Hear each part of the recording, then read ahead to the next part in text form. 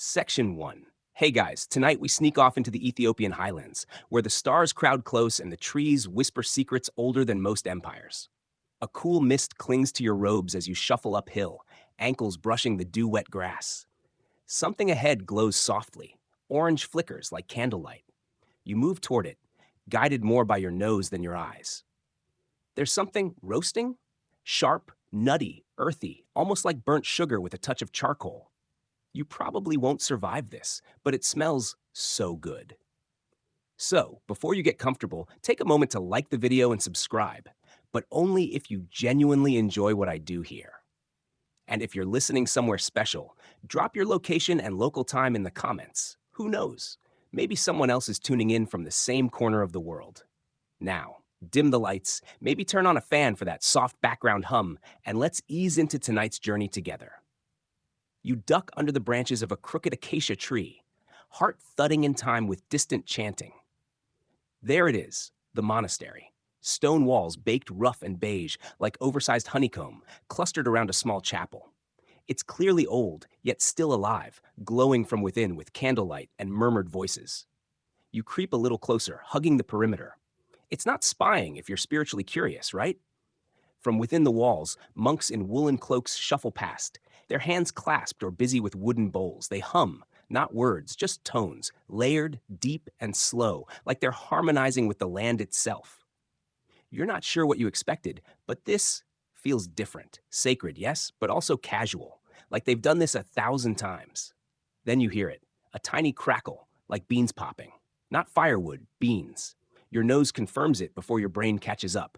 That roasted scent, it's coming from a small fire in the courtyard, where a younger monk, barely older than you, turns something in a pan.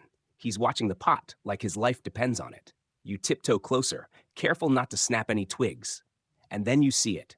Dark, shiny beans rolling slowly over the fire. He stirs them with practiced care, and beside him, a battered kettle is already steaming. Another monk approaches, this one older, with a beard like tangled silver thread. They murmur to each other, laugh quietly, and sit cross-legged as the kettle begins to whistle. This is where it begins. Not in a bustling cafe, not in a Parisian salon, not even in a Yemeni port, but right here, under these stars, on this hill, in the hands of men who just want to stay awake long enough to pray.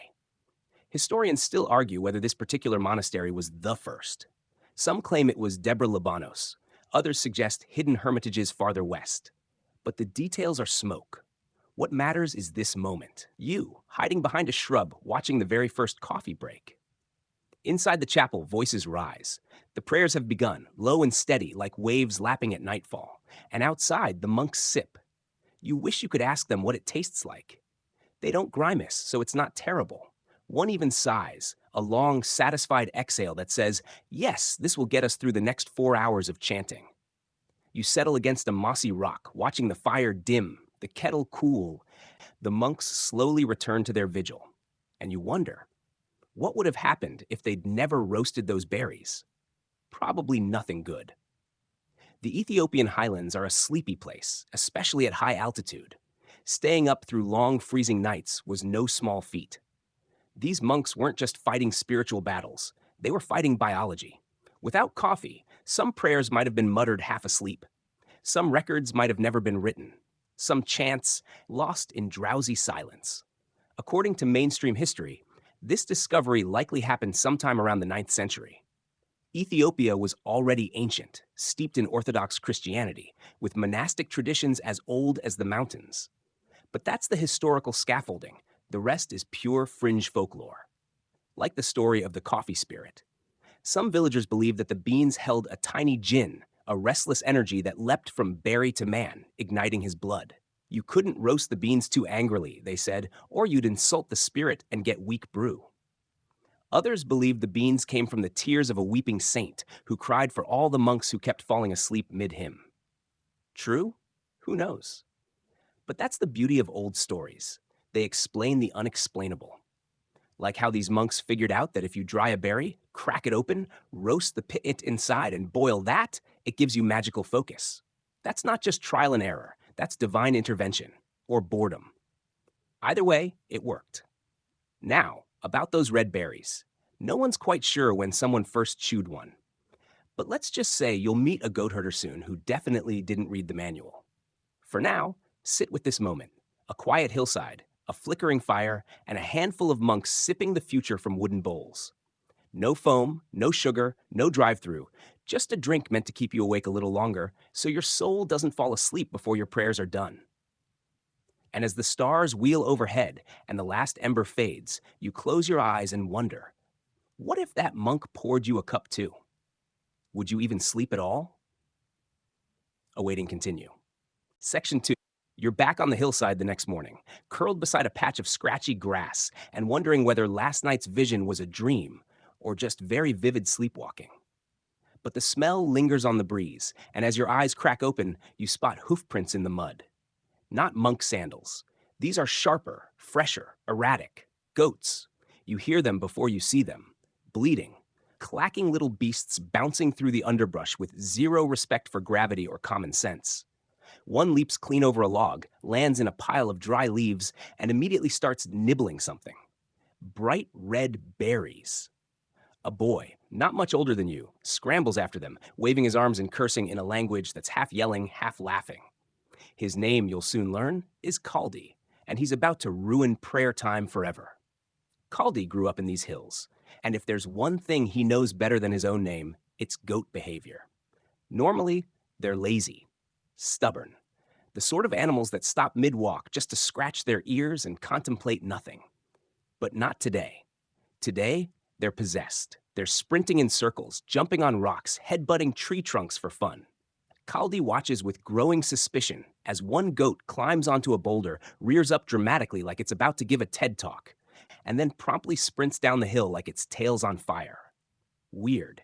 He tracks their trail and finds the culprit, clusters of glossy red berries hanging from stiff green branches. The leaves shimmer faintly in the sunlight. The goats munch like addicts. One of them starts breakdancing, probably. So Kaldi does what any curious teenager might. He picks a few berries, rolls them in his palm, and pops one in his mouth. Big mistake. Or brilliant move, depending on how you look at it. The taste is sharp, too sharp. Not sweet, not really bitter either. Just planty. It crunches between his teeth like an undercooked bean, but a few minutes later he's tapping his foot, then pacing, then jumping. Not full goat mode, but definitely enough to make his parents wonder what he's been drinking. Kaldi runs home, trying to explain it to his father. The goats, the berries, the dancing. His father looks at him like he's inhaled smoke. You've been eating things you found on the ground again, haven't you? Historians still argue whether Kaldi was a real person or just a delightful myth invented by caffeine enthusiasts with a flair for drama. There are no official records of his existence, just stories passed down like bedtime fables. Some even say he never chewed the berries. He just noticed the goats going wild and told a local monk. Either way, the idea stuck. Eventually, someone brings the berries to a nearby monastery. That's your cue to sneak back over the ridge, hugging the same path from last night. The fire is still warm, the air still smells faintly of roast. And now the monks are staring at a pile of shiny red berries like they've been handed a puzzle from the heavens. They try chewing them, no good, too bitter. Then they try soaking them like herbs, still nothing special. One monk, clearly annoyed, tosses the soggy mess into the fire. A few seconds later, everyone stops. That smell, the smell that pulled you up the hill last night, it rises from the embers like a blessing. They rake the charred bits out of the ashes, brew them in water, and cautiously take a sip. Boom, prayer time just got an upgrade. At first, it's not about taste. No one's trying to open a Starbucks. It's about endurance. These monks stay awake for brutal hours, chanting, copying texts, fasting. If a bitter drink helps them push through without nodding off mid-sermon, so be it. Function over flavor. Utility over luxury. That said, there is a fringe account of one monk who added a pinch of salt and accidentally invented the first coffee blend. No sugar, though. That's still centuries away. Your current brew is more punishment than pleasure, but it works. You sit beside the fire again, watching the ritual take shape. Pick the cherries, dry them in the sun, crack them open. Roast, grind, boil, sip, repeat. Slowly, methodically, a routine forms. Not just drinking coffee, but making it. The world's first unofficial coffee break. It's not a party yet, but you feel it building, the sense that this is more than survival. The monks, once hesitant, now pass the kettle like a communal blessing. They don't smile exactly, but their chants are louder, their eyes brighter. You imagine the first time one of them pulled an all-nighter without collapsing and realized he had the berries to thank. Word spreads, but only just. These are monks, after all. They're not tweeting their discoveries or sending press releases. Still, traders pass through, pilgrims visit, and every so often someone asks, "What is that smell?" So you, the quiet observer, begin to notice subtle changes. A visitor leaves with a pouch of beans. A local farmer experiments with planting more shrubs. A merchant sniffs the air and starts asking too many questions. But for now, the hills remain peaceful. The goats are still bouncing, Kaldi is still bragging, and the monks, they're sipping. Not every hour, not every meal, just when the eyelids droop and the sacred words threaten to blur. It's the quiet beginning of something enormous, something revolutionary that no one realizes yet. You watch it unfold in real time, one bean, one bowl, one bleary-eyed monk at a time. And somewhere, deep in your bones, you feel the first tiny tingle of addiction. Awaiting continue. Section 3. The next night, you're back by the fire. The wind has picked up, cooler, choppier, and the stars above ripple behind fast-moving clouds. The monastery is quieter tonight. The goats are gone. Kaldi's off somewhere chasing fame, maybe composing his goat bounce ballads. But the monks, they're still up, still chanting, still sipping. You sit in the shadows again, watching the kettle steam. One monk raises his bowl slowly, eyes heavy with something like reverence. He sips, pauses, then begins to hum softly. You know this song. It's an old one now, passed from elder to novice, rising like incense from stone chapels all across Ethiopia. But tonight, something changes. The youngest monk, barely more than a boy, starts asking questions. Why does this drink feel so powerful? Where does its strength come from? And more importantly, can we make it taste better? Cue the monk experiments. You watch them crack open beans at different roast levels, light, dark, everything in between. They try grinding them finer, coarser, mixing with different herbs. One even drops in a sliver of dried fig, too sweet. Another adds fermented barley water. Absolutely not. One concoction turns a little fizzy and nearly explodes in the fire. Lesson learned, don't shake the kettle. Still, the curiosity spreads. The drink isn't just a survival trick anymore, it's becoming a ritual. Something sacred, something good. They start serving it after evening chants, before long vigils, and, just occasionally, during quiet conversations on the chapel steps. The bowls get polished smoother, the roasting gets slower, more intentional. You can smell the difference, less acrid, more mellow, with a hint of something floral tucked beneath the smoke. You sip from a bowl one monk forgets on a ledge. It's warm, sharp, a bit sour. Not exactly delicious, but something about it feels good.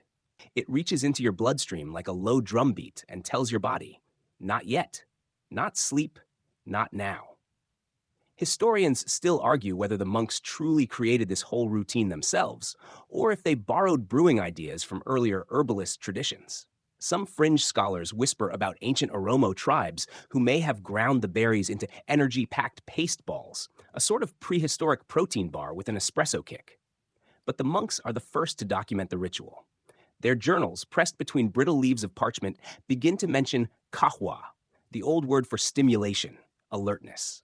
At first, it's tied directly to prayer. The brew lets them transcend fatigue, focus through hours of recitation, and chant until sunrise without slurring syllables. Soon, it earns another name, the vigil drink. And the side effects? Not bad, honestly. Some monks get jittery. Others laugh a little too long during silent meditation. One accidentally chants an entire psalm twice and doesn't even notice. But the energy, it's consistent, reliable, almost mystical. You follow one particularly curious monk into the hills. His name's Tades, and he's become the monastery's unofficial barista. He's searching for new coffee shrubs, marking those with the glossiest cherries, harvesting only the ripest ones. He talks to them like old friends, thanking them, sometimes teasing. No sleep for you, eh? He builds a little lean-to roaster out of clay and stone, testing new roast curves with the precision of a wizard. You help him fan the coals, stir the beans, blow away the chaff. It becomes your secret world, a tiny lab in the wilderness where bitterness becomes beauty and boiling water becomes transformation. It's here you learn the smell of a perfect roast. Dark plum, cracked earth, a hint of something like chocolate if the wind hits right. You taste the first medium roast and feel your heart race. Not like panic, but potential. Like you could run a marathon or copy an entire gospel by hand in one sitting. You and Tadesse carry the brew back to the monastery and serve it quietly during the long fasts. It helps. Not just with staying awake, but with staying grounded, focused. The body weakens, but the mind sharpens. One monk even claims he received a vision of Saint Yared himself, the famed composer of Ethiopian chant, dancing atop a hill with a bowl of kahwa in each hand. Fringe? Sure, but delightful. The abbots begin to take notice. At first, they're skeptical, especially of the more exuberant late-night chanting sessions. But eventually, even the strictest elder nods with a knowing smile as he sips from a modest wooden bowl before dawn. The drink isn't disruptive anymore. It's embraced, part of the flow. It belongs. And so, without fanfare, the world's first communal coffee ritual is born. Not with menus or music or Wi-Fi passwords, but with candles, soft steps, and monks chasing clarity through steam. Back in the chapel, a novice monk drops his bowl mid-vigil. The room falls silent. Then the abbot, stoic, ancient, and never known for levity, lets out a rare, wheezy laugh. "You're just excited for the next cup," he murmurs. Everyone chuckles. Even here, even now, caffeine has found its way into the bloodstream of tradition. You stretch out under a tree, watching the moon crawl higher, and realize you've witnessed something rare. The quiet invention of a habit the world isn't ready for yet. Soon, the drink will leave the hills. It will cross borders, climb mountains, sail oceans. But for now, it lives here, simmering on an open fire, passed hand to hand, bowl to bowl, prayer to prayer. You close your eyes. You won't sleep. Not yet. But you feel strangely at peace with that. Awaiting continue. Section 4. The fire crackles lower tonight, casting long shadows on the monastery's crumbling stone walls. The wind carries hints of sage and charcoal, and somewhere in the distance, a hyena laughs like it just heard the world's darkest joke. You're leaning against the base of a fig tree, watching the monks finish their late vigil. Their bowls are empty now, but the energy lingers. It hums under their skin, lights up their eyes, sharpens their voices. You've been here long enough to recognize the pattern. Prayer, pause, coffee, chant, and repeat. Not mindless repetition, ritual, intentional, alive. Tonight, though, there's a new face among the monks. He's tall, wrapped in layers of indigo cloth, and he's not from around here. His skin is weathered from the sun, and his sandals are the kind worn by people who've walked a very, very long way. You watch as he sits beside the fire, cupping the offered bowl with a sort of reverence. He doesn't sip immediately. He closes his eyes, breathes in the aroma, and smiles, like he's just found something familiar in a place he's never been. Turns out he's a trader from the south. He deals in salt, ivory, and cloth, and he's always chasing stories. He tells the monks tales of kingdoms along the Red Sea, of merchants with silver tongue and gold-threaded robes, of cities where markets never sleep. And now he'll leave here with something new, a pouch of beans and a brewing tip or two. This is how it starts, tiny, almost accidental. A trade route that once just passed near the monastery now takes a detour through it. Pilgrims follow, traders linger, and before long, the little fire pit becomes something closer to a coffee counter. Not everyone's thrilled. One of the older monks grumbles, too many visitors, too many questions. But even he doesn't refuse the evening brew. Soon, you see the beans packed tightly into leather sacks, tucked into camel saddlebags, whispered about in market stalls. No one quite knows what they're selling yet, only that the drink makes long journeys feel shorter, and prayer feel closer. Coffee begins its first real migration. It moves from monastery to village to merchant caravan, carried by word of mouth and caffeine dependency. Some brew it bitter and thick, others try diluting it with milk or goat cream. A few mash the beans with fat and roll them into energy orbs, coffee balls that taste like regret but keep you upright for hours. And with every cup poured, the story mutates. Was it Kaldi? Was it a vision? Did the archangel Gabriel drop a single coffee cherry into a spring to wake the prophets? Depends on who you ask and how much sleep they've had. Historians still argue whether this phase, the coffee as trade goods stage, was driven by the monks' generosity or pure economics. Maybe both. The truth, as usual, brews somewhere in the middle. You follow a group of travelers heading northeast, over jagged hills and through thick groves of acacia. At night, they roast the beans over small fires and tell tales about how the drink gives you visions. One claims he saw a lion made of smoke. Another swears it helped him avoid bandits because he could hear their thoughts. More likely, he just heard twigs snapping. Quirky or not, the power of coffee becomes a legend of its own. Eventually, the beans reach Harar, a walled city of poets, scholars, and market magicians. It's a place that already hums with complexity. Sufi chants echoing off rooftops, spicy lamb sizzling on skewers, silver bangles clinking as women haggle for silk. And now something new is bubbling in earthen pots behind woven stalls. You duck into one of the side markets and spot it, a tiny pop-up of sorts with just 3 stools and a glowing kettle suspended over hot coals. The man running it has a smile like he knows your secrets, and he pours your bowl with a wink. The taste? Stronger now. Smokier. Still bitter, but better balanced. You even detect a hint of cardamom. The ritual has evolved. Here in Harar, coffee becomes social. People gather just to drink it, to talk, to argue, to flirt. Deals are made over bowls, poems recited, romances sparked. This isn't sacred anymore. It's public. And you, the invisible traveler, sit among them, heart racing as fast as the local gossip. Of course, there's pushback. Some elders mutter that the drink is too addictive, that it makes people talk too much. One merchant insists it gave him a demon of urgency. To be fair, he also drank 4 bowls before breakfast. Still, the coffee ceremonies grow. And not just in Harar. The whole Horn of Africa starts pulsing with the rhythm of roast, grind, pour, sip. And back at the monastery, the old monk who once rolled his eyes at the newcomers now asks the abbot, "Do we have any of the good beans left?" You laugh softly into your bowl. Oh, how quickly things change. Awaiting continue. Section 5. You wake to the sound of rhythmic grinding, stone against stone. It's not loud, but steady, like a heartbeat echoing off the monastery walls. You know the sound now. It means someone is preparing coffee. Again, and it's not even dawn yet. You stretch, bones popping, and shuffle toward the smell. Dark roast today. Slightly burnt. Someone got ambitious. At the grinding stone is a new novice, barely old enough to grow a beard. His hands are stained with cherry juice, and he hums off-key while working the pestle. The coffee preparation is spreading down the hierarchy, no longer just for the elders or the curious few. It's now a morning staple, a shared responsibility, almost like fetching water or sweeping the prayer hall. But what you're really noticing is how organized everything's become. There's a system now. The beans are sorted by color, deep reds and purple-black for roasting, lighter greens set aside for drying. Clay jars are marked with charcoal symbols for roast levels. Someone even created a schedule for who preps what and when. You smile. This once haphazard brew is turning into a fully fledged craft, and with that craft comes ceremony.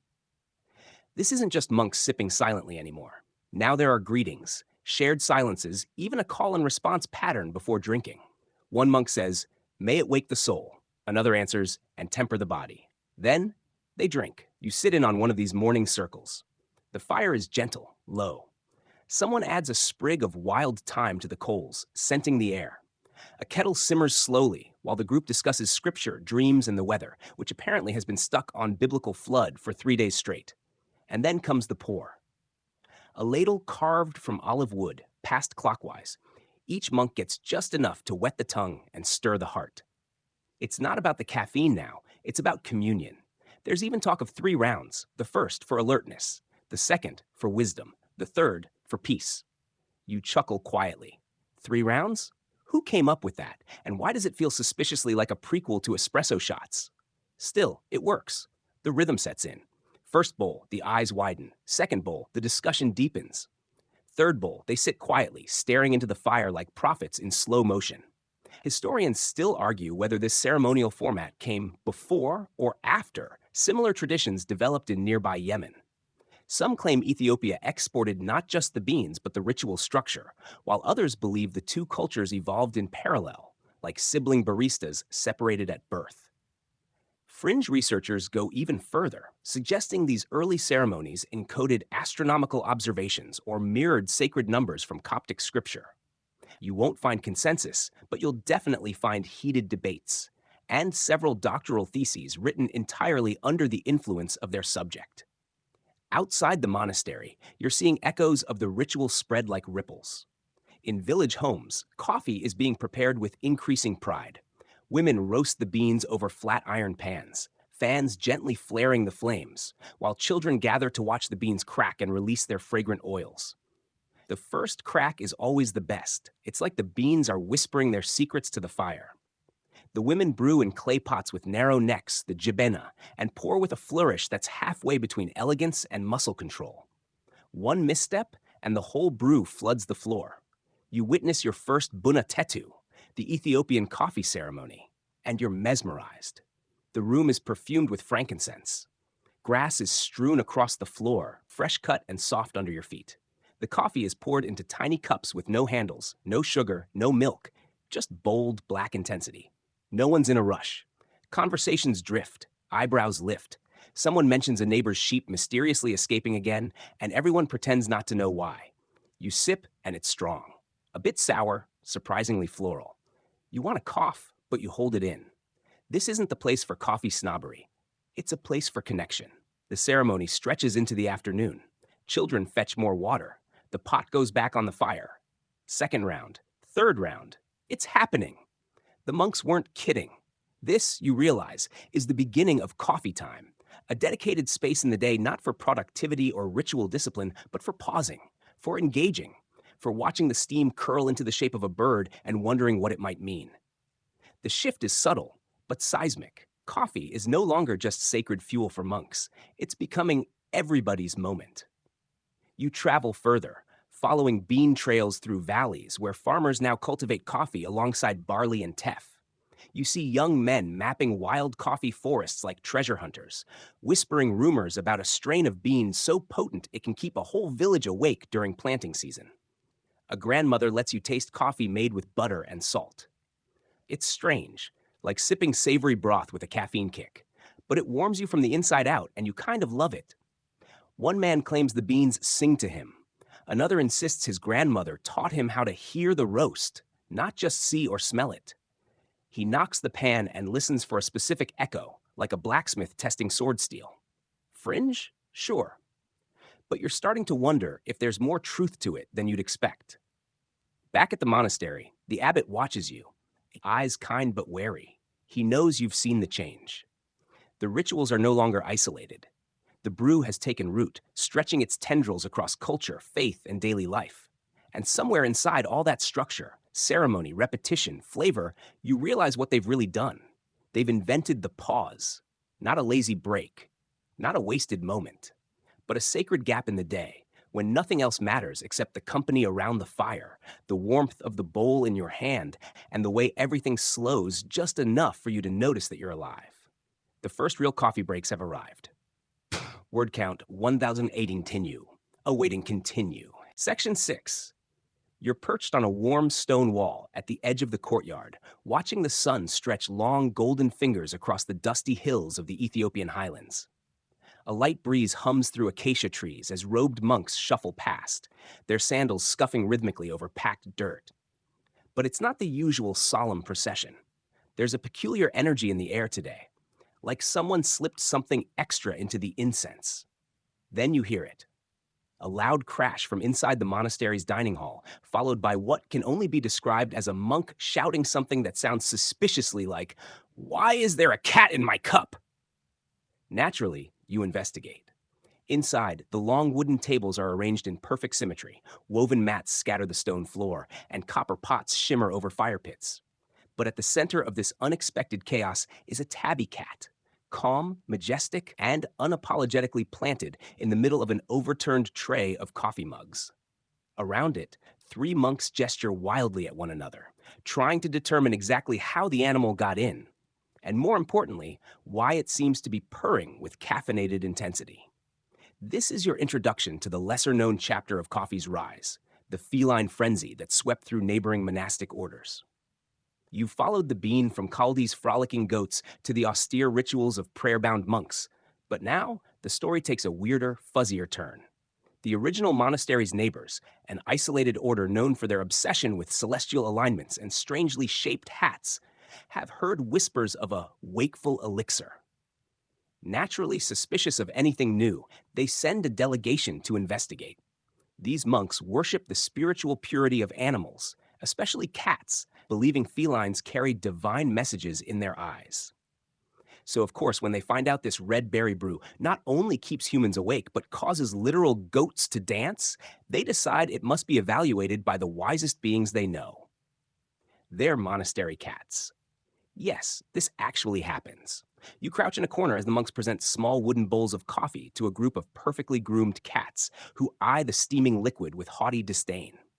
One brave tabby, perhaps the same one currently claiming dominance in the dining hall, dips a paw into the brew, licks it, and then zips off in a blur of caffeine-fueled cat energy.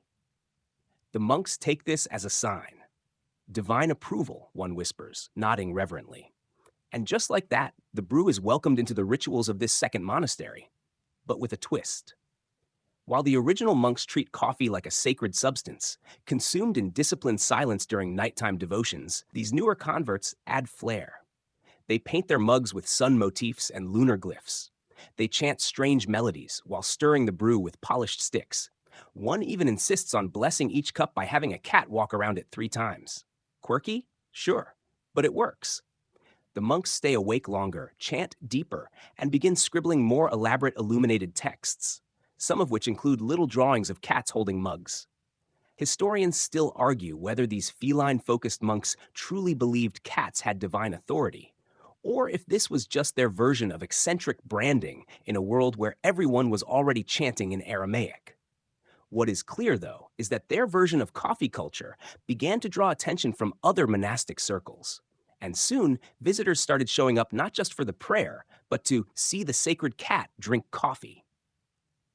You sip your own cup, a bit earthier than you're used to, but smoother than expected. The flavor is deep, roasted to near perfection, and kissed with a hint of frankincense smoke. Outside, one of the younger monks begins carving what looks like a coffee bean into a wooden staff. Is it a holy symbol now? Maybe. Or maybe he's just bored. It's impossible to tell with monks. That night, while the wind rattles through the monastery's cedar shutters and an owl hoots ominously from the nearby fig tree, you find yourself wide awake. Not tossing and turning, just peacefully alert, like someone replaced your fatigue with a low hum of contentment. The moonlight washes the stone floor in pale silver as you tiptoe through the hallways. In the central chamber, you find 2 monks still sipping from their mugs, cats curled around their feet. One of them looks up at you, smirks, and says, "It's better with a splash of goat milk." You nod solemnly, not sure if he's joking. And in this moment, it's clear. Coffee has transcended necessity. It's no longer just a drink to beat fatigue. It's a culture, a conversation, a catalyst for connection between wildly different people and their cats. Quirky footnote: some modern researchers believe the cat craze of these monks influenced later European beliefs about witches and their feline familiars. As wild as that sounds, there's at least one 17th century manuscript showing a nun and a cat sharing a cup of something suspiciously dark. So, yes, the next time your cat knocks over your espresso, just remember, somewhere deep in the Ethiopian highlands, its ancestors were trendsetters. Word count. Awaiting continue. You wake to the low clang of a bronze bell echoing through the cool highland morning. The light filters through latticework windows in long, syrupy beams. Outside, the monastery stirs, robes fluttering, sandals pattering, coffee brewing. But something's off today. The air tastes different. Tense, like the quiet right before a thunderstorm or a secret about to be spilled. Turns out the monk's caffeine-fueled enthusiasm has not gone unnoticed. You overhear it first from 2 novices sweeping near the granary, whispering behind bundles of dried millet. "The council's coming," one mutters. "The nobles say the brew is unnatural."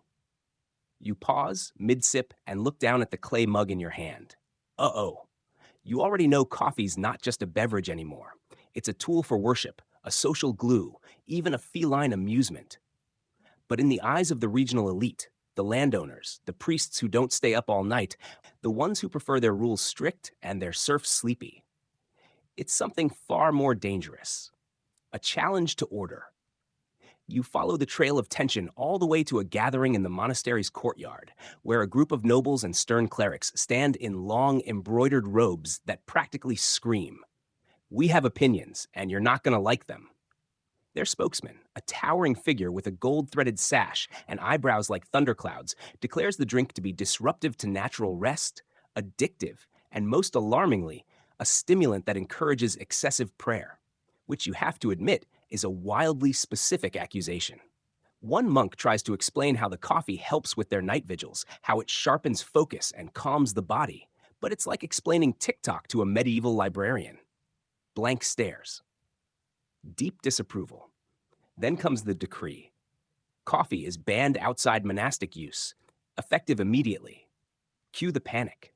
You join the monks in their quiet rebellion, helping to hide sacks of beans beneath altar cloths, hollowed out loaves of bread, and yes, inside hay-stuffed statues of saints. One particularly clever monk rigs a false-bottomed censer, so during ceremonies it looks like he's just swinging incense, but actually he's brewing a tiny, scalding hot pot of forbidden espresso. Historians still argue whether this ban was driven by actual fear of the drink's effects, or by anxiety over the growing influence of these suddenly much more awake monks. Some theories suggest the nobility feared losing control over the narrative of divine communication. If caffeine made you more focused during prayer, what if the wrong people started hearing from God? And so the monks double down. Their rituals become more elaborate, their chants more precise, their coffee, oddly, better. Deprived of open use, the brew becomes a symbol of spiritual resistance. When they serve it now, it's behind closed doors, in whispered ceremonies that feel like something between communion and contraband. You're pulled into one such ceremony, under a black sky dripping stars. A group of monks, no more than 10, gather in a half circle deep inside the library vaults. The air is thick with candle smoke and roasted bean aroma. No chants tonight, just silence, reverence, and a single kettle singing gently over flame. The brew is poured into carved gourd cups. No toasts, just a look, passed from monk to monk. A look that says, "We are still awake. We are still here."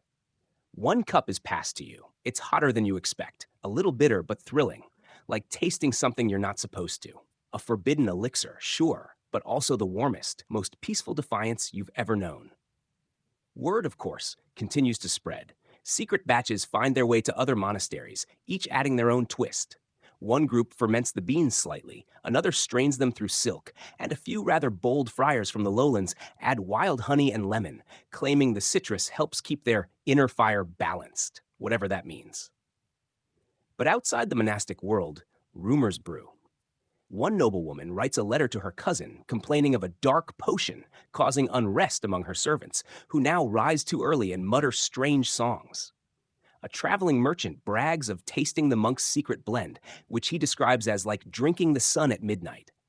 And slowly, despite the ban, people want in. You find yourself on a nighttime trek down the mountain, robed and silent, trailing two monks with a heavy satchel strapped to a donkey. The goal: deliver coffee to an allied scriptorium by dawn.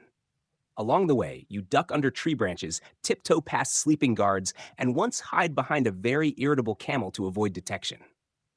It's basically a caffeine-fueled spy mission. When you finally arrive, sweaty and breathless, the monks are greeted with tight embraces and immediate mug requests. It's all hush-hush, of course, but this is how coffee survives the crackdown. Not through battle, but through fellowship, firelight, and the quiet courage of those who believe a warm cup and a long night's work is worth the risk. And here's the quirky part. One monastery, faced with losing their beans to a raid, actually buries their entire stash in clay jars beneath a fake grave. Years later, when the ban is lifted, a novice digging for onions discovers the stash, perfectly preserved, and brews what is likely the world's first aged vintage. It tastes terrible, apparently, but historic.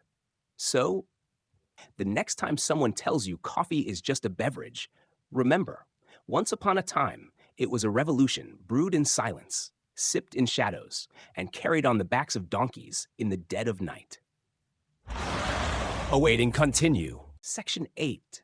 You pad softly across a marble floor, sandals whispering against stone worn smooth by generations of servants, courtiers, and eunuchs shuttling through the echoing heart of the Ottoman Empire. The palace is hushed but alive. Fountains trickle, drapes flutter in the breeze, and just beneath the air is the slow, seductive pull of something roasting. Dark, earthy, toasty. Coffee. You follow it past inlaid walls of turquoise and gold, past guards in embroidered kaftans who don't even glance your way. Eventually, you arrive at a low-lit chamber, heavy with perfume and thick with conversation, where a copper sesvive simmers gently on a coal brazier. A man in silks stirs the thick brew with quiet reverence. This isn't some bleary-eyed monk boiling beans in a clay pot. This is the Ottoman court, and here, coffee is nothing less than a high art. You're just in time. The Sultan's morning coffee ritual is underway. A boy of barely 13, dressed in garments more expensive than your entire living room, presents a steaming demitasse on a golden tray. Not a drop spilled. Not a fleck of grounds out of place. One misstep, and the Kavichi Basha, the chief coffee maker, might lose his post. Or worse, be reassigned to ship cleaning duty on a galley bound for Alexandria. It's the early 1500s, and the Ottomans are obsessed. The coffee bean, once the private miracle of sleepy monks up in Ethiopian hilltop monasteries, has now climbed to the pinnacle of imperial culture. How did it get here? Well, the beans began their journey northward from Yemen, through the port of Mocha, a name now forever linked with bittersweet mocha lattes and overpriced pastries. Merchants carried it by caravan across scorching deserts and through the Red Sea trade routes into Arabia and eventually to the swelling markets of Cairo, Damascus, and Constantinople. There in the Ottoman capital, the bean bloomed, not just in kitchens, but in the court, the military, even poetry circles. Coffee had arrived, and it was here to rule. By the mid-16th century, the position of Kavichi Bashu had become one of immense status. Imagine it, a royal barista with security clearance. Trusted to prepare and serve coffee to the Sultan himself, the Kavichi Basha was expected to know not just roast levels and regional beans, but also state secrets. Coffee was often served during sensitive discussions, quiet sips cushioning the tension of diplomacy. One wrong word? Poisoned brew? A misplaced wink?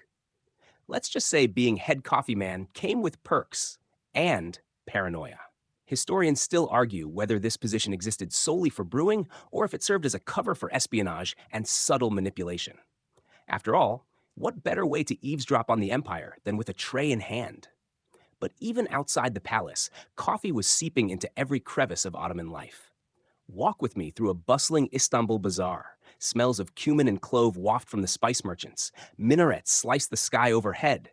And around the corner, a kahvehkhane, one of the empire's first public coffee houses.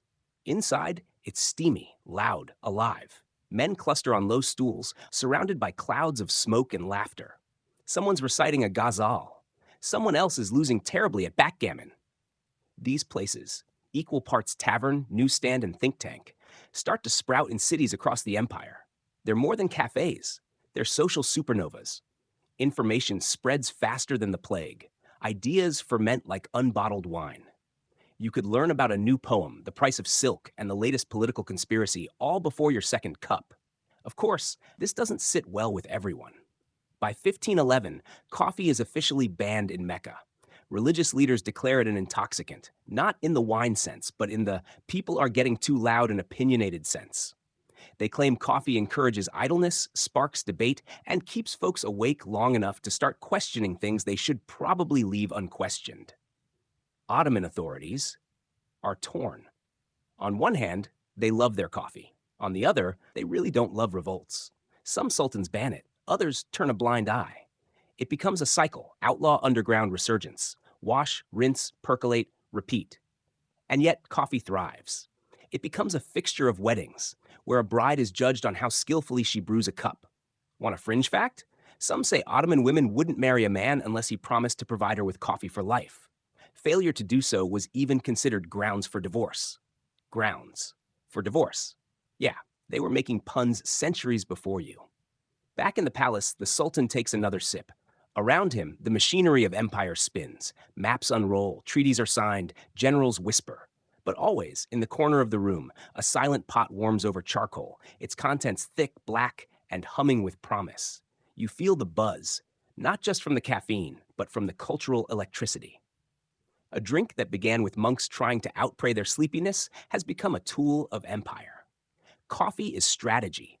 Coffee is ceremony. Coffee is surveillance, solace, and status, brewed in cups so tiny you need three to even feel full. You glance into your own cup, dark and reflective. You see more than a drink. You see history swirling in circles, empires rising and falling, revolutions whispered over steam, romances starting with a shy pour. And just beyond the palace gates, more change is brewing. Coffee's not staying here.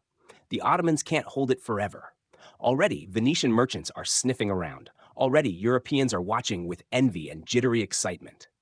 Soon, this once sacred bean will leave the domes and minarets behind and cross into unfamiliar lands.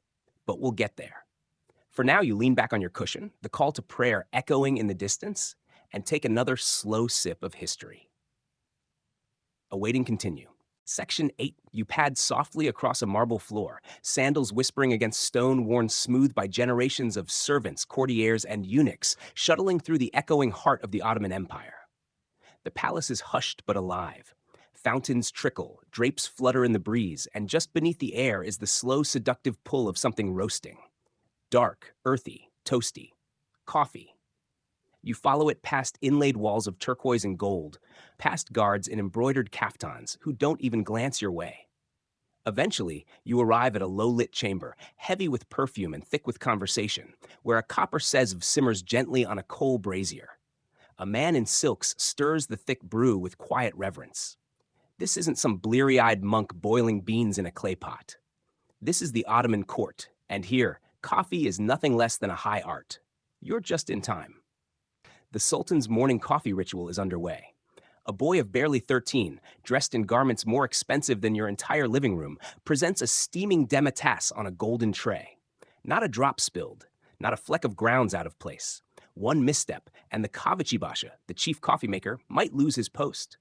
Or worse, be reassigned to ship cleaning duty on a galley bound for Alexandria. It's the early 1500s, and the Ottomans are obsessed. The coffee bean, once the private miracle of sleepy monks up in Ethiopian hilltop monasteries, has now climbed to the pinnacle of imperial culture. How did it get here? Well, the beans began their journey northward from Yemen, through the port of Mocha, a name now forever linked with bittersweet mocha lattes and overpriced pastries. Merchants carried it by caravan across scorching deserts and through the Red Sea trade routes, into Arabia, and eventually to the swelling markets of Cairo, Damascus, and Constantinople. There, in the Ottoman capital, the bean bloomed. Not just in kitchens, but in the court, the military, even poetry circles. Coffee had arrived, and it was here to rule. By the mid-16th century, the position of Kavichi Basha had become one of immense status. Imagine it. A royal barista with security clearance. Trusted to prepare and serve coffee to the Sultan himself, the Kavichi Basha was expected to know not just roast levels and regional beans, but also state secrets. Coffee was often served during sensitive discussions, quiet sips cushioning the tension of diplomacy. One wrong word, poisoned brew, a misplaced wink. Let's just say being head coffee man came with perks and paranoia. Historians still argue whether this position existed solely for brewing or if it served as a cover for espionage and subtle manipulation. After all, what better way to eavesdrop on the empire than with a tray in hand? But even outside the palace, coffee was seeping into every crevice of Ottoman life. Walk with me through a bustling Istanbul bazaar. Smells of cumin and clove waft from the spice merchants. Minarets slice the sky overhead. And around the corner, a kahvekhane, one of the empire's first public coffee houses. Inside, it's steamy, loud, alive. Men cluster on low stools, surrounded by clouds of smoke and laughter. Someone's reciting a ghazal. Someone else is losing terribly at backgammon. These places, equal parts tavern, newsstand, and think tank, start to sprout in cities across the empire. They're more than cafes, they're social supernovas. Information spreads faster than the plague. Ideas ferment like unbottled wine. You could learn about a new poem, the price of silk, and the latest political conspiracy all before your second cup. Of course, this doesn't sit well with everyone. By 1511, coffee is officially banned in Mecca. Religious leaders declare it an intoxicant, not in the wine sense, but in the people are getting too loud and opinionated sense. They claim coffee encourages idleness, sparks debate, and keeps folks awake long enough to start questioning things they should probably leave unquestioned. Ottoman authorities, are torn. On one hand, they love their coffee. On the other, they really don't love revolts. Some sultans ban it, others turn a blind eye. It becomes a cycle: outlaw, underground, resurgence, wash, rinse, percolate, repeat. And yet, coffee thrives. It becomes a fixture of weddings, where a bride is judged on how skillfully she brews a cup. Want a fringe fact? Some say Ottoman women wouldn't marry a man unless he promised to provide her with coffee for life. Failure to do so was even considered grounds for divorce. Grounds for divorce. Yeah, they were making puns centuries before you. Back in the palace, the Sultan takes another sip. Around him, the machinery of empire spins. Maps unroll, treaties are signed, generals whisper.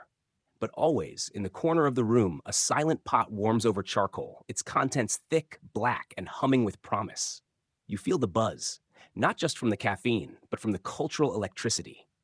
A drink that began with monks trying to outpray their sleepiness has become a tool of empire. Coffee is strategy. Coffee is ceremony. Coffee is surveillance, solace, and status. Brewed in cups so tiny you need 3 to even feel full. You glance into your own cup, dark and reflective. You see more than a drink. You see history swirling in circles. Empires rising and falling, revolutions whispered over steam, romances starting with a shy pour. And just beyond the palace gates, more change is brewing. Coffee's not staying here. The Ottomans can't hold it forever. Already, Venetian merchants are sniffing around. Already, Europeans are watching with envy and jittery excitement. Soon, this once sacred bean will leave the domes and minarets behind and cross into unfamiliar lands. But we'll get there. For now, you lean back on your cushion, the call to prayer echoing in the distance, and take another slow sip of history. Word count, 1 how. Awaiting continue. Section 10. The ship sways gently beneath your feet as you stand at the rail, a mug of coffee clutched in your hands. Not quite the delicate demitasse of the Ottoman court. This one's a dented tin cup, sloshing with gritty, overboiled brew. But it's hot, it's bitter, and it's making this ocean wind feel a little less bone deep. You're on a Venetian merchant vessel, somewhere in the early 1600s, cresting the eastern Mediterranean toward Europe. Below deck, crates creak under their contents. Spices, silks, and now sacks of green coffee beans, still smelling faintly of the hills of Yemen and the open-air markets of Cairo. This leg of the journey marks a massive turning point, one that monks, sultans, and poets could never have predicted. Coffee, once the sacred pick-me-up of cloistered Ethiopian mystics, is about to arrive in the drawing rooms and alleyways of Europe. And oh boy, Europe isn't ready. The first place the bean makes landfall is Venice, a city already drunk on trade. The Republic's merchants, those slick Renaissance capitalists with one hand in every exotic jar, are quick to see opportunity. They'd already turned nutmeg and silk into fortunes. Why not this dark, earthy little seed? At first, the elite are skeptical. The brew looks like mud. It smells, well, intense, a little scorched, a little feral. But sip by cautious sip, Venetians are hooked. They call it Vino d'Arabia, or Arabian wine, which is ironic since the same church authorities who had cheerfully blessed real wine for centuries are now clutching their rosaries at this new foreign substance. Suspicion bubbles up like a strong pot left too long on the fire. Some call it a Muslim drink. Others whisper that it's a tool of the devil, designed to keep Christians awake and jittery enough to sin through the night. One dramatic bishop even tries to have coffee banned on theological grounds. Not poison, not blasphemy, just bad vibes. Historians still argue whether Pope Clement VIII actually said this next part, but legend claims that when he finally tried a cup, he smiled and said, "This devil's drink is so delicious, it would be a sin to let only non-believers enjoy it." Then he blessed it. Boom. Papally approved. Take that, haters. By the late 1600s, coffee houses begin springing up across the Italian peninsula. In Venice, you walk into one of the first, just off the Piazza San Marco. Inside, the walls are painted with cloud scenes and cherubs who frankly look like they need a nap. A harpsichord tinkers in the corner. A man in powdered wig and tights sits dramatically beneath a chandelier, reading something philosophical and side-eyeing his rival across the room. It's less smoky chaos than Ottoman cafes, more wine bar meets early TED Talk, but the ideas are just as potent. You hear gossip, yes, but also science, music, Theology. A mathematician scrawls formulas on a napkin. A playwright mumbles lines into his espresso. A doctor argues that coffee stimulates not only the pulse, but the soul. A fringe detail? Early European coffee houses served it with sugar and lemon, not milk. Milk was considered peasant food, good for goats and toddlers, but not for intellectuals. The lemon added a strange acidity, but hey, no one said taste mattered more than fashion. And the fashion? Extravagant. Coffee becomes a social signal. Drinking it means you're cosmopolitan, curious, connected to the wider world. You might not know how trade routes work or where Yemen is on a map, but by sipping this bitter brew, you can pretend you do. Meanwhile, the bean keeps moving, from Italy to France, where it gets a makeover. Parisian coffee houses bloom along the Seine, bathed in candlelight and poetry. You duck into one near the Sorbonne, where everyone seems to be philosophizing, dramatizing, or falling in doomed love with someone playing the lute. The French, ever theatrical, turn coffee into a symbol of revolutionary thought. You don't just drink it, you argue while doing so, loudly, in lace cuffs. A young Voltaire sits in the corner, sipping cup after cup, allegedly up to 50 a day. Historians debate that number, but honestly, the man wrote 20,000 letters and insulted nearly every monarch in Europe. He had to be caffeinated. From France, coffee skips across the channel to England, where the weather is damp, the wigs are bigger, and the class system is clinging on for dear life. But coffee? It cuts through all that. The first London coffee house opens in 1652, and you pop in. It smells like wood smoke, wet coats, and hope. Men huddle at long communal tables, sipping their bitter black drink and muttering about imports, taxes, the king, the weather, and the odd idea that maybe people should be allowed to choose their leaders. Wild stuff. And here's a twist. Early British coffee houses are known as penny universities. For the cost of a cup, you get access to news, education, and conversation, an egalitarian dream in wig form. Scientists mingle with butchers. Students chat with noblemen. Ideas slosh around with the coffee. Some call these places dangerous. Others call them enlightening. But the women? Yeah, they're still mostly locked out. Cue the Women's Petition Against Coffee in 1674, a hilarious and real document in which English women complain that coffee is making their husbands boring, impotent, and worse, too chatty. According to the petition, coffee is a base, black, thick, nasty, bitter, stinking, nauseous puddle water, and a drying and enfeebling liquor that is turning men into eunuchs. Fringe? Yes. Iconic? Also yes. Despite the complaint, coffee houses explode across Europe, becoming places of debate, discovery, and disobedience. You see stock markets born over spilled cups, revolutions whispered into the foam, love affairs begun with a single shared glance across a crowded table.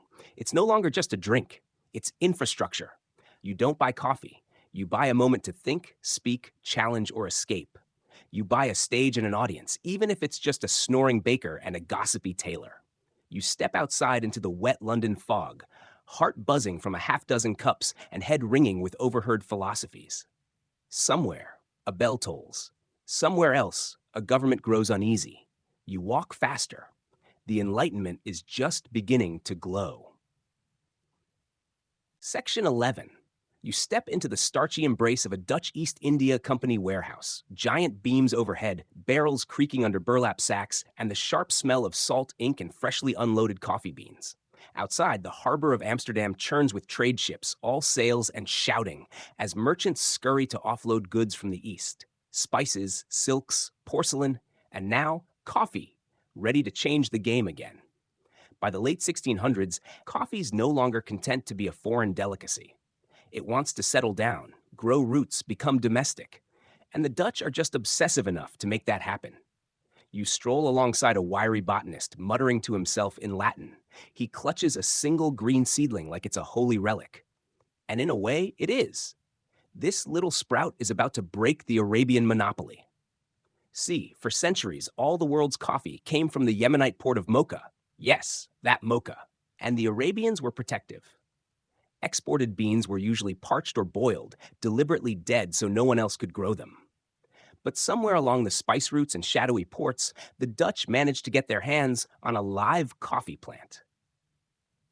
What happens next is basically agricultural espionage with some very patient gardening. The Dutch tuck their stolen shrub into the steamy hothouses of Amsterdam's botanical gardens, coddling it through the chilly European weather like it's a pampered child.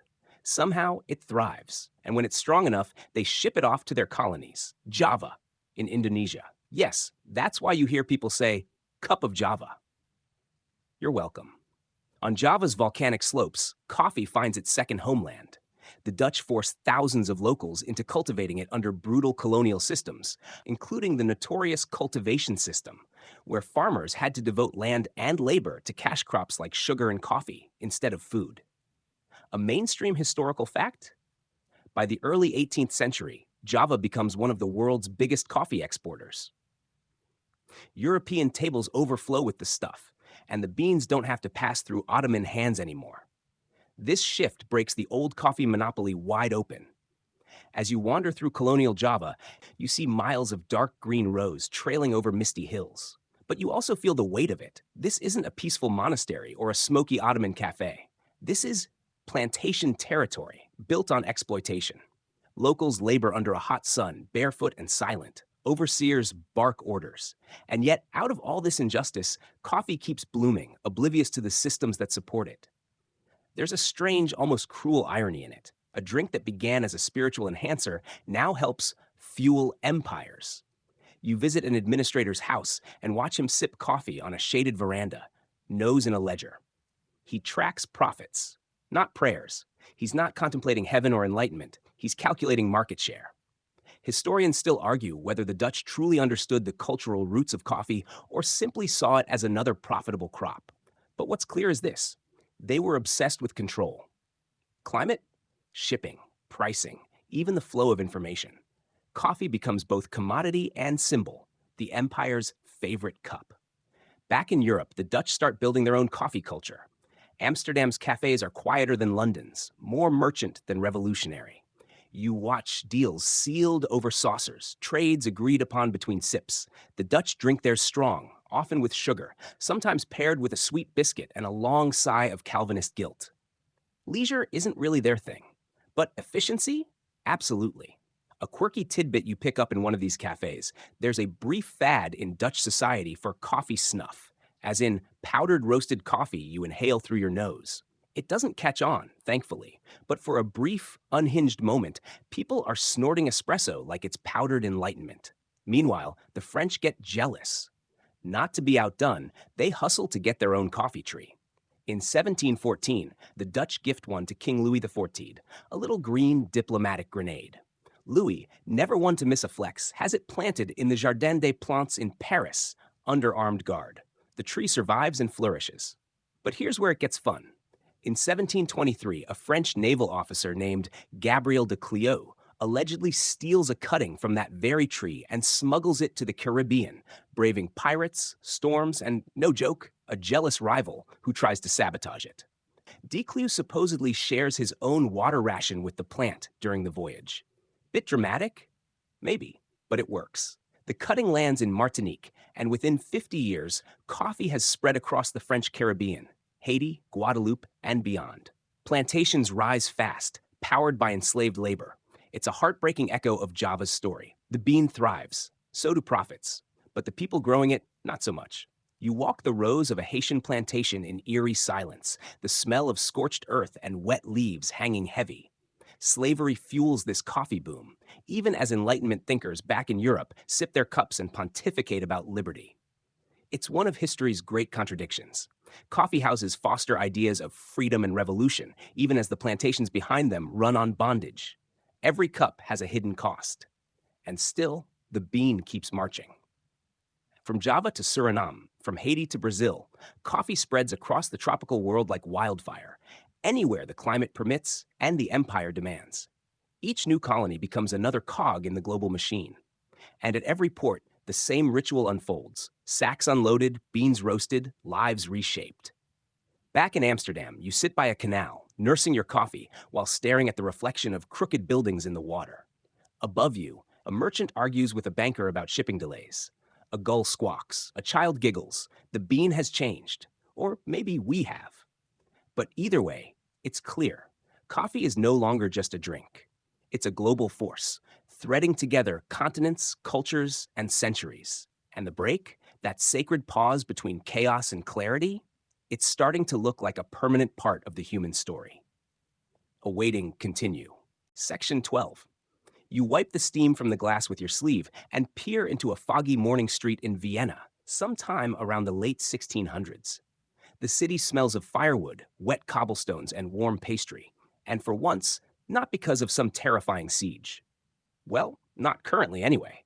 The Ottoman Empire has just been pushed back from the gates of Vienna after the infamous Battle of 1683. And like any good dramatic historical event, this one comes with a bizarre coffee origin story stapled to it. According to legend, historians still argue whether it's even remotely true. A retreating Ottoman army abandons sacks of mysterious green beans as they flee the battlefield. Most of the Viennese assume it's camel food and prepare to burn it. But one man, a former spy named Georg Franz Kolschitsky, recognizes the treasure for what it is: coffee. He begs for the beans as a reward for his service, and when granted, he does what any ex-spy turned opportunist might do. He opens Vienna's first coffee house. Now, this tale is almost certainly embellished, if not outright invented by Kolschitsky himself, who later tried to boost his business with wild PR stunts. But the beans? Those were real. And so was Vienna's new obsession. You step inside this early cafe. It's cozy, low lit, with a fire sputtering in a clay hearth. Velvet curtains filter the pale sun. A string quartet hums quietly in the background, and the aroma drifting from the kitchen is pure sorcery. This is where coffee begins to evolve again, blending with Austrian pastry culture to become something decadent, luxurious, and a little over the top. Unlike the Ottomans' strong, unfiltered brew or the Dutch obsession with trade utility, the Viennese want coffee to be theatrical. You're handed a tall porcelain cup filled with melange, a creamy mix of coffee and frothy milk topped with cinnamon or chocolate shavings. Next to it sits a miniature apricot jam-filled pastry, still warm. On the side, a glass of water. Because, of course, coffee this rich must come with a palate cleanser. Vienna doesn't mess around. Mainstream historical fact: by the early 1700s, Vienna boasts dozens of thriving coffeehouses, each with its own flavor, literally and socially. These aren't just pit stops for a caffeine fix. They're sanctuaries of comfort, curiosity, and political plotting. You could say the first real coffee break culture in Europe begins here, not as a workplace rite, but as a ritual of leisure. Here's a quirky tidbit for you. Early Viennese cafes didn't just serve coffee. They often provided free newspapers, long before most people could afford to subscribe. That made cafes democratic in a surprising way. A butcher, a poet, and a soldier could sit at the same marble table and read about the same war or scandal. You watch two elderly men at a corner table pretend not to eavesdrop on a scandalous conversation involving some baron's mistress and the price of rye bread. In the corner, a woman sketches in charcoal, her half-drunk cup cooling beside her. A man wearing a monocle scribbles notes for what will probably become a very long opera. And then there's the waiters, in full tuxedos no less, treating each order like a diplomatic mission. You ask for something simple, and they return with a tray so elegant it makes you feel underdressed. These aren't just servers, they're custodians of culture. Vienna's cafe scene starts something profound. The institutionalization of the coffee house as more than a place to drink. It becomes a third space, wedged between home and work, somewhere to loiter, think, create, and breathe. And you're not expected to rush. Time here stretches, slows, softens. Meanwhile, coffee is still spreading like a low-key global coup. Over in Germany, it gets nicknamed the black broth. At first, only the elite drink it, but by the 18th century, it reaches the middle class. You find yourself in Leipzig, where university students gulp it by the gallon between lectures. And Bach himself, yes, Johann Sebastian, writes a mini opera called the Coffee Cantata. It's about a girl who loves coffee so much that her father tries to wean her off it, only for her to declare she won't marry any man who doesn't promise to let her drink it forever. Fringe detail? Maybe. But it's a real piece of music. And let's be honest, it still sounds like a valid modern dating standard. Across town in Berlin, though, not everyone is amused. King Frederick the Great actually tries to curb coffee consumption, complaining that it ruins the beer economy. He commissions pamphlets declaring beer the patriotic drink of Germans, claiming coffee makes people too reflective and soft. You picture it now, a grumpy king sniffing his hops while poets sneak espresso behind his back. Historians still argue whether this anti-coffee stance had any real effect on consumption. Spoiler, it didn't. The Germans, much like the rest of Europe, were already hooked. Coffee had burrowed into morning routines and midnight epiphanies. It wasn't going anywhere. From Berlin to Budapest, Copenhagen to Krakow, coffee houses became part of the urban DNA. Each culture adds its twist. Cardamom in Sweden, layered cakes in Hungary, buttery pretzels in Poland. The drink adapts, but the ritual stays familiar. You begin to notice a pattern. Coffee doesn't just travel. It localizes, it listens, it adopts accents. In Austria, it becomes musical. In Germany, philosophical. In France, revolutionary. In England, empirical. And yet, in every cup, there's a little echo of those first monks hunched over a fire in an Ethiopian forest, grinding roasted beans by hand. You wonder what they'd think of all this, of powdered wigs and sugar cubes and musical tributes. Probably they'd raise an eyebrow. Then a cup. Outside the cafe, Vienna continues waking up, slowly like a cat in sunlight. A boy sells papers on the corner. A violinist warms up by the fountain. A group of students argue about metaphysics in 3 languages at once. And you? You lean back in your chair, hands wrapped around your cup, and think about how this whole sprawling tradition, all these cafes and clinks and conversations, grew from something so simple. A bean. A fire. A break. A waiting continue. Section 13. Your boots crunch along the damp stones of a Parisian boulevard, and it's the 18th century, which means wigs are powdered, philosophies are blooming, and revolution is quietly simmering beneath lace and silk. And the cafes? Oh, they're electric. You swing open the wooden door of Café Procope, founded in 1686 and still going strong. The interior is candlelit, gilded, and crowded with noise. No whispery background ambiance here, just sharp minds and sharper tongues. Voltaire nurses his 18th demitasse. Rousseau debates with himself in the corner. Diderot argues against gravity. The air smells like coffee, politics, and ink. Lots of ink. This isn't your grandmother's cafe. This is the beating heart of the French Enlightenment, and the bean is the blood. Mainstream historical fact. By the late 1700s, Paris is home to over 600 coffee houses, and they are not just places to sip, they are engines of revolution. Ideas percolate here. Pamphlets are drafted, censored, reprinted, and flung across tabletops. You can almost hear the walls buzzing with all the unspoken futures. Remember those Ethiopian monks quietly praying between sips? Now picture a sans-culottes in a smoky back room calling for the king's head while swirling a cup of café noir. Same bean. Wildly different vibe. You sit at a polished wooden table, and the waiter, resplendent in a waistcoat and exactly zero urgency, slides over a thick porcelain cup. It's bitter, pure, black, no sugar, no milk. This is revolution fuel. And not just in spirit. In 1789, as the French Revolution ignites, cafes become literal headquarters for the action. Robespierre, Marat, Desmoulins, they don't meet in shadowy alleyways. They meet over coffee. At Procope, at Café de Foy, at Café du Palais Royal. The rallying cries of liberté, égalité, fraternité often rise with the steam from boiling kettles. A quirky tidbit, during the Revolution, it's said that political posters and treatises were often posted on coffeehouse walls, right next to menus and missing pet notices. Imagine ordering a croissant while reading a call to storm the Bastille. Even Napoleon gets in on the café action, although more as a disruptor than a thinker. He famously scorns coffee during his campaigns, but later turns into a fan. One soldier recalls him sipping 6 to 8 cups a day, often cut with brandy before battle. Whether it helped or not is anyone's guess, but it certainly made him faster. Back inside, you listen to a heated argument over Rousseau's latest work. There's hand-flailing, Latin quoting, and a man who just spilled his espresso while invoking Socrates. It's high drama over low tables. And the best part? You don't even have to buy anything to stay. Unlike modern cafes with eye rolls over laptop squatters, Parisian coffee houses of the 1700s are more public theater than private business. You can sit for hours, drink 1 cup, and observe the slow turning of the world. Historians still argue whether it was the Enlightenment that made coffee houses flourish, or the coffee houses that made Enlightenment flourish.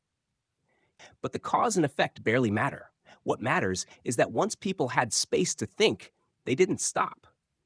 Even the architecture conspires to nurture the revolution. Low ceilings for intimacy, mirrors to reflect candlelight, high-backed chairs for privacy. Coffee becomes a philosopher's companion, a fire starter, a shield against sleep and silence alike. Meanwhile, back in the colonies, another revolution is brewing, pun fully intended. You blink and suddenly you're in Boston, 1773. The cold bites harder here, and the coffee houses are rougher around the edges. Less gold leaf, more wooden beams and ink-stained coats.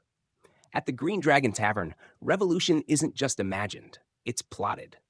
Samuel Adams, Paul Revere, and a gaggle of rowdy Sons of Liberty are deep in discussion over steaming mugs. See, Americans are mad. And one of the things they're mad about? Tea. The British tax it, the colonists dump it. And in the aftermath of the Boston Tea Party, something fascinating happens. Coffee consumption soars. Suddenly, drinking tea becomes an act of betrayal, and coffee is rebranded as the Patriot's brew. You take a sip, and you're sticking it to the crown. It's like edible protest. A quirky fact from the American side? John Adams, future president and confirmed coffee fiend, once wrote to his wife Abigail that he was giving up tea for good and switching entirely to coffee for the sake of the cause. Now that's commitment. Imagine kicking caffeine habits because of caffeine. And the cafe culture in the American colonies starts to resemble its European cousins, but rougher, looser, rowdier. Less Voltaire, more tavern. Less Enlightenment, more enlistment. But still, the same principle, a place to gather, to pause, to plan. The French send ships. The Americans throw tea in the harbor. The Ottomans quietly refill their sezves, and coffee somehow stays neutral, ubiquitous, unshaken. Every side drinks it. Every city adapts it. Every generation claims it. Back in Paris, the revolution turns violent. The guillotine looms. But even in the shadow of blood and fear, the cafes remain.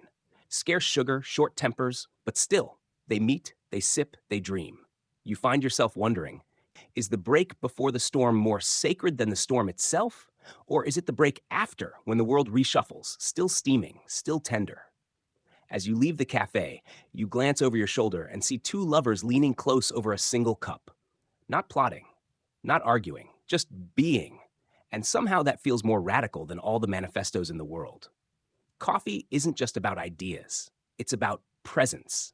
And in revolutionary Paris, presence is a dangerous, beautiful thing. Awaiting, continue. Section 14. You blink, and now you're standing in the middle of a gaslit boulevard, your shoes clacking against polished stone. It's the mid-19th century, and the world feels wider. Railroads scream across continents, empires flex, telegrams zap like magic. And coffee? Coffee's gone industrial. You step into a London coffee house, but this time it's not revolutionary leaflets and powdered wigs, it's top hats, ledgers, and stock tickers. Welcome to the age of capitalism's coffee break. The smell hits you immediately: sharp roast, damp wool, cigar smoke, and printer's ink. You're surrounded by men in stiff collars, hunched over broadsheets and coffee cups, trying to outwit markets, colonize trade routes, and speculate on everything from spices to steel. You are in the caffeinated heart of empire. Mainstream historical fact: by the 1800s, coffee houses in London evolve into proto-corporate headquarters. Lloyd's Coffee House, for instance, becomes the seed of what we now know as Lloyd's of London, a global insurance behemoth. Imagine that, your neighborhood cafe slowly turning into a multinational firm, all while still serving muffins. The vibe here is brisk, not dreamy. Gone is the lounging of Vienna or the intellectual frenzy of Paris. London's cafes are about deals, not debates. You overhear someone negotiating the shipping rates for nutmeg from Java, while the guy next to him is reading aloud from the Times. You order a cup of black coffee, no sugar, no frills, and the waiter delivers it with all the enthusiasm of a man watching his fifth marriage dissolve. Coffee here is fuel, plain and simple. No whipped cream, no violins. Just the bitter pulse of industrial Britain, where progress means more smoke, faster machines, and less sleep. You sip, and your teeth rattle from the sheer strength of the brew. But let's pull back a moment. What you don't see, behind the polished storefronts and gaslight glow, is where the beans are coming from. And this is where the story turns darker. By the mid-1800s, coffee plantations are booming across colonized territories. Ceylon, India, Java, the Caribbean, and especially Brazil. Brazil becomes the world's largest coffee exporter, a title it still holds. But the price of that title? Slave labor. Brazil doesn't abolish slavery until 1888, and much of its 19th century coffee economy is built on brutal exploitation. Here's your fringe fact for the night. Some plantation owners in Brazil used coffee trees as social control, allocating better housing and rations to laborers based on how much coffee they harvested. The bean became currency, carrot, and stick all at once. Historians still argue whether coffee's rise would have been possible without slavery. Many agree it wouldn't have happened at the same scale, speed, or cost. That quiet little moment you enjoy in your kitchen each morning, it may have its roots in human suffering. And yet, back in London, few pause to consider this. The industrialist sips his third cup while ranting about textile tariffs. The young banker discusses speculative futures. Coffee is a mirror, and right now, it reflects only ambition and power. You wander outside into the fog, past newspaper boys, lamplighters, and clanging horseshoes. Coffee stalls now dot the corners, selling warm cups to factory workers starting their 12-hour shifts. These aren't posh cafes. These are necessity stations, fueled by exhaustion, hope, and a few pennies scraped together. It's here that you notice something crucial. Coffee isn't a luxury anymore. It's gone mass market. Thanks to steamships and colonial networks, the bean is everywhere. In middle-class homes, street carts, railway stations, and workhouses. A laborer in Manchester drinks the same coffee as a clerk in Whitehall, even if the settings couldn't be more different. And the coffee itself? It changes too. Welcome to the rise of instant coffee substitutes and pre-ground blends. Not everyone can afford or access fresh beans, so roasters begin mixing in chicory or grain. In Germany, a drink called Muckafuck, yes, really, becomes popular. A barley-based faux coffee served to the poor. But even in its weakest form, coffee keeps its charm. It's warm, it's bracing. It gives you a reason to stop, breathe, or push on. In a world where work hours stretch like rubber and wages barely keep up, that cup, however bitter, becomes a tiny moment of control. Back in Paris, the culture shifts again. The Belle Epoque arrives, full of glitter and shadow. Artists like Toulouse-Lautrec and writers like Proust make cafes their second homes. You find yourself inside Café de la Rotonde, where the ceilings are high and the absinthe is flowing, though the coffee still holds court. It's no longer revolutionary, it's reflective. In a corner booth, a young woman scribbles in her notebook, sketching the silhouette of a character who will one day walk through the pages of a novel read around the world. In another, a jazz trio starts tuning their instruments, and the pianist winks at you. You wink back. Why not? This is the cafe as canvas. No longer just a workplace or a political chamber, it's now a stage, a salon, a living poem. But even now, with all its expansion, coffee still feels personal. You hold your cup and it warms your fingers just like it did for that monk in the Ethiopian hills. The context changes, but the core remains. This is your pause, your spark, your ritual. You leave Paris and step onto a steamship, sailing west. The skyline of New York City rises like a steel forest in the fog. Another chapter awaits, full of gangsters, diners, skyscrapers, and bottomless refills. But for now, you're content to sit with your cup and let the bean do its slow, steady magic. All this, from monks to merchants, poets to presidents, rebels to baristas, came from a handful of seeds. And the best part? You haven't even hit peak coffee yet. Awaiting continue. Section 15. You roll into the 20th century, and coffee is now everywhere, like oxygen with a buzz. You wake up in a New York City apartment with clattering radiators and a calendar already judging you from the fridge. The smell of coffee drifts through paper-thin walls, courtesy of the neighbor who drinks his Maxwell House like it's sacred scripture. You squint at the morning light and think, yup, it's gonna be one of those centuries. Let's start with the obvious. America fully embraces coffee. By the 1920s, it's no longer just a drink, it's a cultural requirement. The office break room, the greasy diner, the kitchen table, the cop's dashboard, all of them orbit around the ritual of that steaming cup.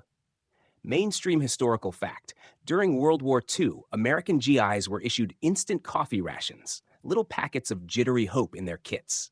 Some historians even argue that the global spread of instant coffee post-war traces directly back to soldiers bringing home the habit, whether they liked it or not. And yes, it was terrible, but it was theirs. You duck into a Brooklyn diner in the 1950s. Fluorescent lights hum like indifferent angels overhead. A waitress named Dot tops off your mug without asking. She just knows. You're surrounded by truckers, poets, and the occasional teenager practicing rebellion with black coffee and bad posture.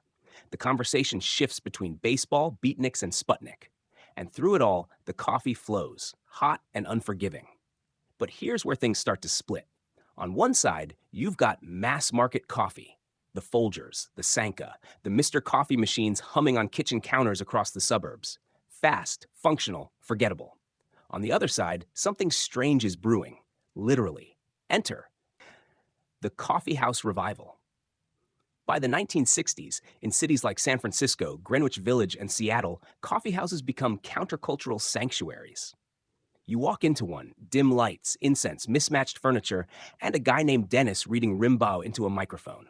A woman plays acoustic guitar. Someone is knitting aggressively in the corner, and nobody is drinking instant. This is the birth of specialty coffee.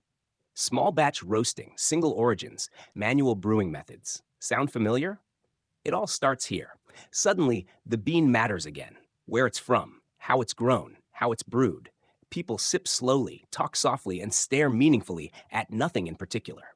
Quirky fact? One of the earliest baristas in Berkeley reportedly used to roast beans on a converted popcorn machine. That's artisan with a capital A.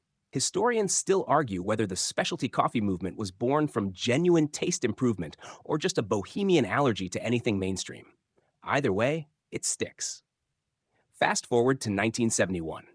Seattle. A little store called Starbucks opens in Pike Place Market. At first, it only sells beans and gear. No lattes, no unicorn frappuccinos. Just whole beans and serious opinions. But by the 1980s, things change. They start serving espresso drinks. The menus grow. So do the lines. So does the noise. You step into a 1990s Starbucks, and suddenly you're in the era of coffee as lifestyle. Tall, grande, venti. Baristas yell names like auctioneers. Everyone pretends not to judge each other's orders, and everyone absolutely does. The space is clean, warm, and vaguely European, but without the inconvenience of needing to speak French. Coffee now comes with Wi-Fi, with playlists, with logos. It's a meeting place, a second home, a work hub, and a status symbol. You cradle your paper cup with your name misspelled, Strang instead of Stewart, and sit by the window pretending you're in a rom-com. We all did it. But the 21st century, it brings another shift. The third wave. Welcome to the age of coffee as craft. You walk into a cafe with a minimalist concrete bar and a single origin flight menu that reads like a wine list. There's a guy with sleeve tattoos pouring water over grounds like he's decoding an ancient curse. You nod approvingly even though you have no idea what washed heirloom varietal means. This is the return to roots, but with better lighting. Sustainability enters the scene. Fair trade, direct trade, organic. Farmers finally start getting recognition and sometimes actual fair pay for their labor. Roasters visit the farms. Importers track the carbon footprint. Cafes proudly hang maps of their bean origins. And somewhere in the Ethiopian highlands, a descendant of those early monks might quietly smile. You sip an espresso that tastes like blackberry and tobacco and wonder how we got here from that first goat. But despite all the evolution, something deeply human remains. Coffee is still the pause, still the signal that something is about to begin, or maybe that something needs to end. You drink it before exams, after funerals, during job interviews, first dates, and foggy mornings. It keeps you present, or at least awake. In Tokyo, baristas hand polish their glassware and bow before serving. In Istanbul, the sezve bubbles on copper fire. In Colombia, farmers still rise before dawn to pick cherries by hand. In Rome, espresso is gulped standing up. In Melbourne, the latte art competes with the architecture. In Ethiopia, the ceremony unfolds with grace, history, and incense, just like it always has. And yes, people still argue about it. Should you use boiling water? Should you stir? Is cold brew sacrilege or genius? Historians still argue whether the perfect cup even exists or if the joy lies in chasing it.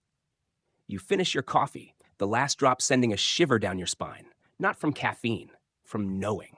Knowing you've been part of something immense, ancient, messy, and beautiful. From a cluster of red cherries on a highland shrub to a global ritual shared by billions. A sacred break, a restless spark, a taste of history humming in your cup. Wind down 100 words. And now, as your thoughts drift soft and slow, picture that first whisper of steam rising from a hand-carved wooden bowl deep in the green highlands of Ethiopia. The air is cool, quiet. You sit cross-legged, wrapped in woven fabric, surrounded by warmth and wood smoke. A monk gently grinds beans with a rhythm as old as his lineage. He doesn't rush. He doesn't need to. The ceremony stretches out like a lullaby, water warming, beans roasting, the rich aroma curling through the air like incense. Time slows to its original pace. There is no rush to finish, no next appointment waiting. Just the soft clink of clay cups, the hush of whispered blessings, and the full-bodied silence that follows the first sip. You feel your breath deepen, your eyelids grow heavy. Around the world, cafes grow quiet, lights dim, and cups rest in sleepy sinks.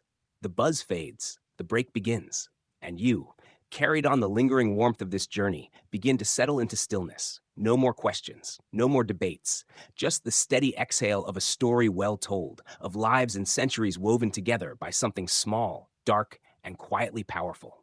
Let it all blur now. The Parisian poets, the Ottoman traders, the Brooklyn waitresses, the ancient monks. Let them fade like dream figures behind your eyelids.